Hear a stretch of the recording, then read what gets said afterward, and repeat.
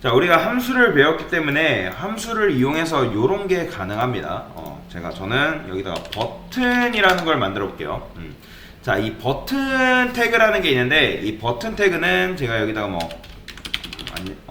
버튼 1 이렇게 써볼게요.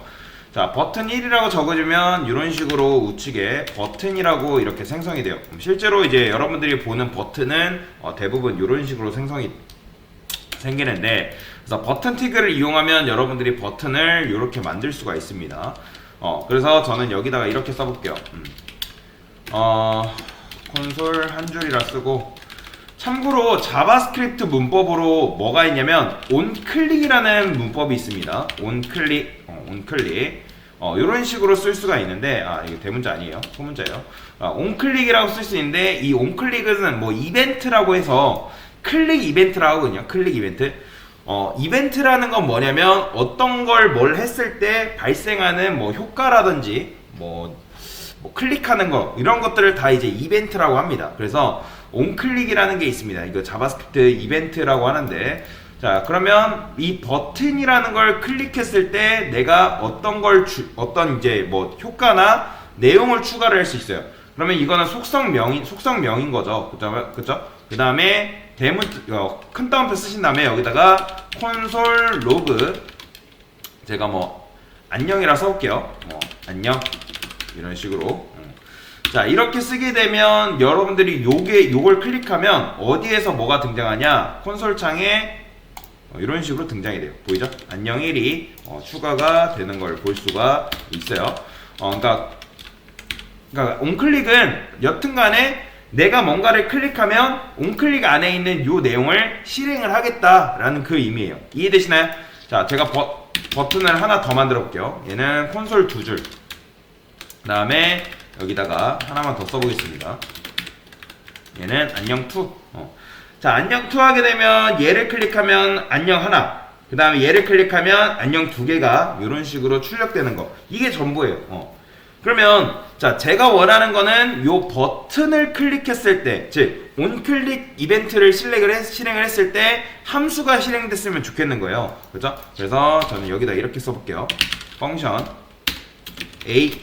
자, a라는 함수가 있어요. a라는 함수가 있는데, 이 녀석은 콘솔 로그 안녕을 3번 출력을 한다고 생각을 해봅시다. 안녕 3 로그사에서, 자, 원래라면 여러분들이 이거를 이런 식으로 해야지 함수를 정의하고 함수를 실행할 수 있는 거잖아요. 그렇죠? 근데 이런 식으로 가능합니다. 내가 버튼을 클릭했을 때 이 a라는 함수 좀 실행을 해줘 라고 하는 거죠. 어떻게? 여기다가 함수 실행을 여기다가 이런 식으로 넣으시면 돼요. 이렇게. 이게 바로 뭐냐면 onClick, 이 버튼을 클릭하면 a라는 함수가 실행이 된다라고 보시면 됩니다. 함수에 눌러볼게요. 누르면 안녕 3이 이런 식으로 실행이 되는 거죠.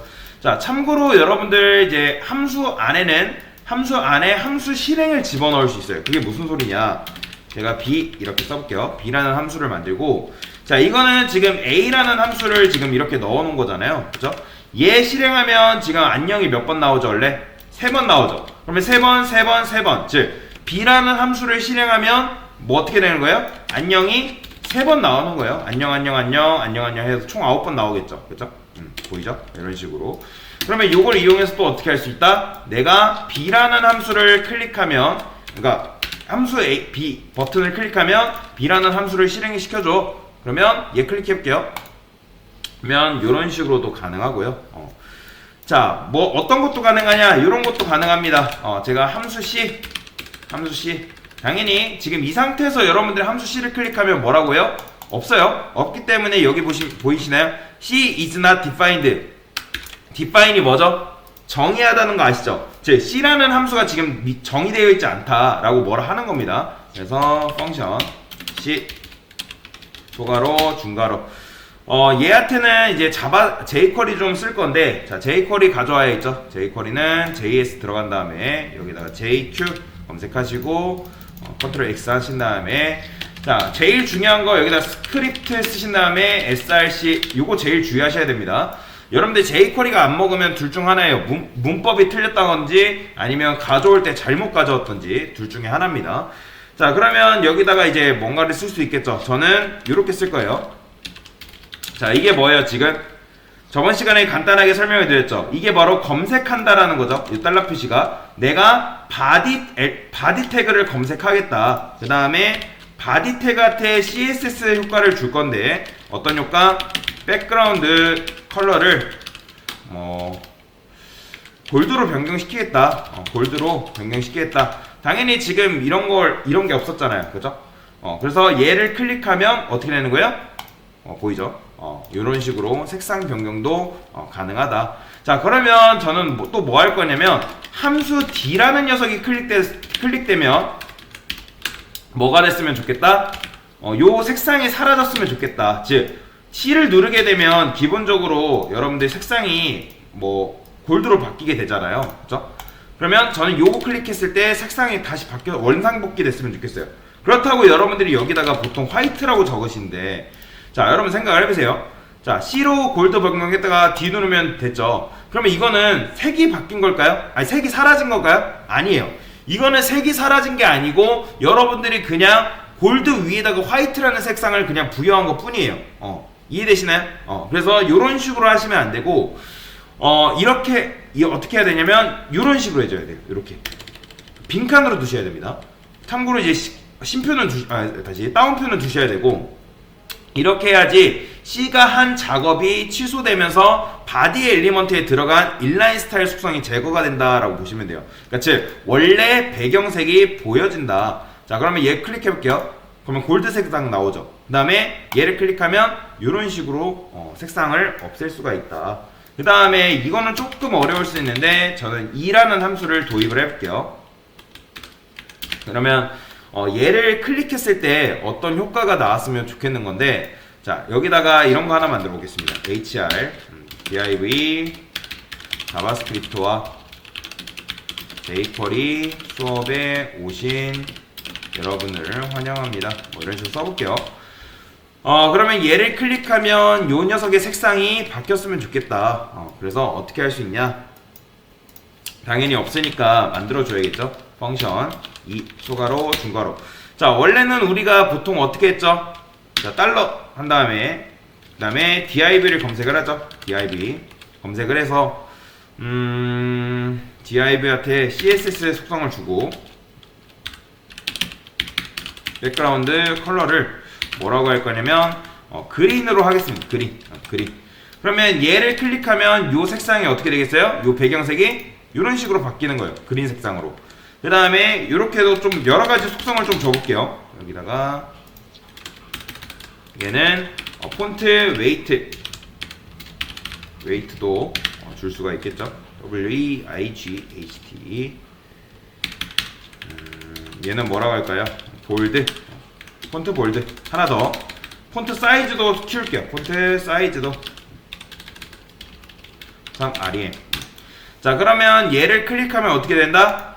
당연히 글씨 크기도 이런 식으로 커지겠죠. 자, 그런데 제가 원하는 건 뭐냐면 얘를 한 번 더 클릭하면 요 배경색이 바뀌었으면 좋겠어요. 배경색. 근데 지금 그게 될까요? 안 될까요? 안 돼요.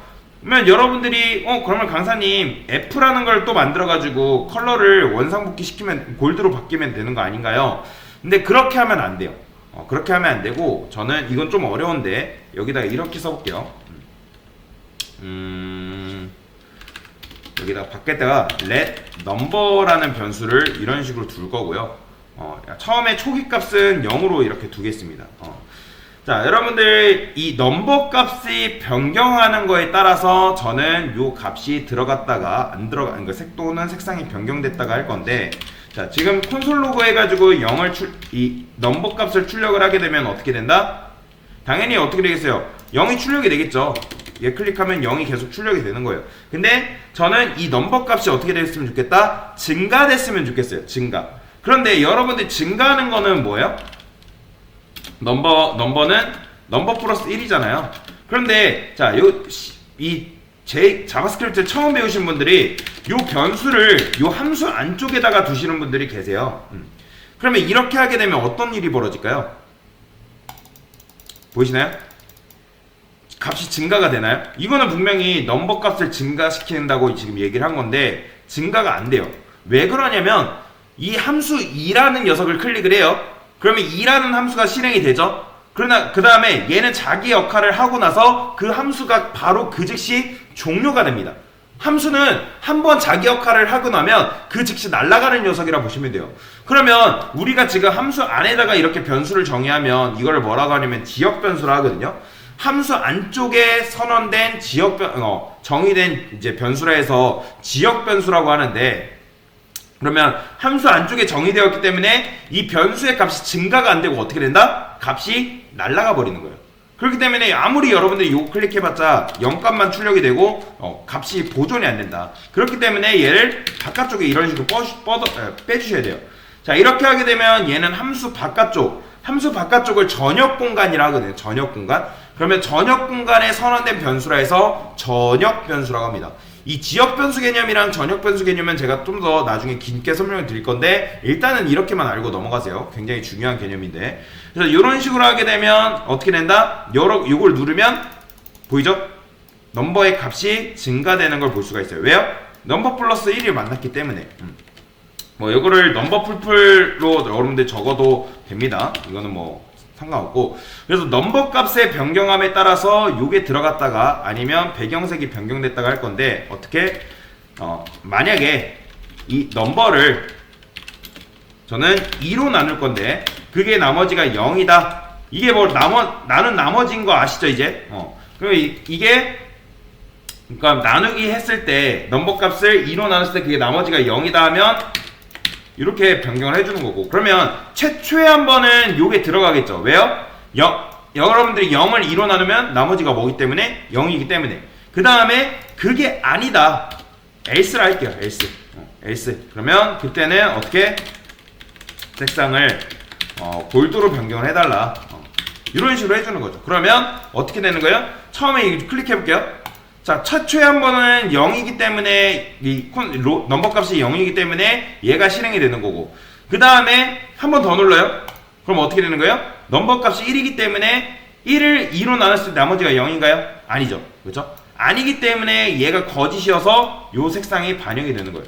그렇다고 요 적용된 녀석들이 사라지는 건 아니에요. 요 그린이 적용됐다가 그 다음에 1을 2로 나눴을 때 나머지가 0이 아니기 때문에 얘가 실행이 되고 있는 것 뿐이에요. 그러면 이렇게 하게 되면 어떻게 된다? 이런 식으로 여러분들이 이걸 이제 토글이라고 하는 건데 요렇게 바꿀 수가 있습니다. 넘버 값의 변경에 따라서 이런 식으로 내가 원하는 색상을 변경을 할 수가 있다. 그럼 굳이 여러분들이 이제 C랑 C를 눌렀다가 D를 누르지 않아도 이런 식으로 코드만 잘 짜놓으면 내가 원하는 걸 이렇게 변경을 할 수가 있다는 거죠. 그래서 이런 식으로 함수를 한번 응용을 같이 해봤습니다. 네, 이상입니다.